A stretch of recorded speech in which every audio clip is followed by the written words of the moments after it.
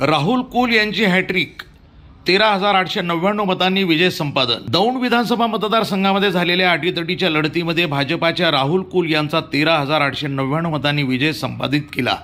कुल यांनी राष्ट्रवादी काँग्रेस शरदचंद्र पवार पक्षाचे रमेश थोरात यांचा पराभव केला। रमेश थोरात यांचा हा सलग तिसरा पराभव आहे। राहुल कुल यांना 1,06,701 मतं मिळाली तर रमेश थोरात यांना 1,20,832 मतं मिळाली। या निवडणुकीमध्ये एकूण 14 उमेदवार निवडणुकीच्या रिंगणात होते।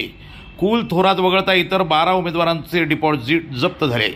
राहुल कुल यांच्या विजयाने त्यांच्या कार्यकर्त्यांनी फटाक्यांची आतिषबाजी करत गुलाल उधळत जल्लोष केला तर जेसीबीच्या साहाय्याने गुलालाची उधळण करण्यात आली।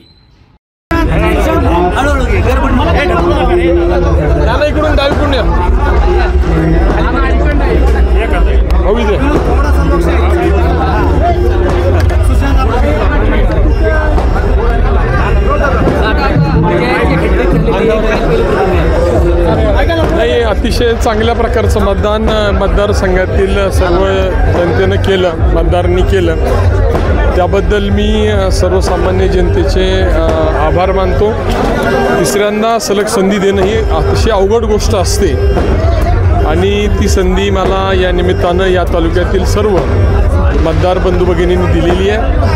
त्याचबरोबर महायुतीचे सर्व नेते मंडळी, भारतीय जनता पार्टीचे सर्व नेते मंडळी, विशेषतः या राज्याचे उपमुख्यमंत्री माननीय देवेंद्रजी यांनी माझ्यावर जो विश्वास टाकला आणि त्या माध्यमातून आता जनतेने सुद्धा विश्वास टाकलेला आहे।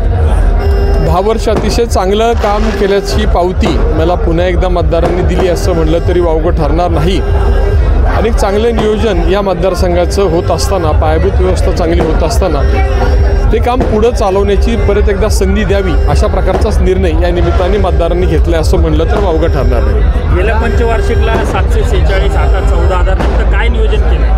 काय नियोजन नाही, नियोजन तर माझे सर्व सहकारी करतात, परंतु एक कामाचं चांगलं नियोजन 5 वर्षामध्ये आम्ही केलं होतं।